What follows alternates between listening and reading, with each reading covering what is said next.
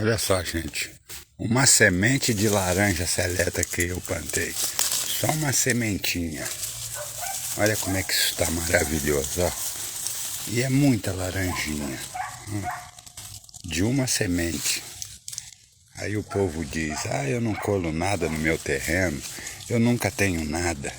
Mas por que não quer? Não plantam. Olha só que coisa maravilhosa, ó. Vejam só. Laranja seleta. Peguei a sementinha, botei no vasinho.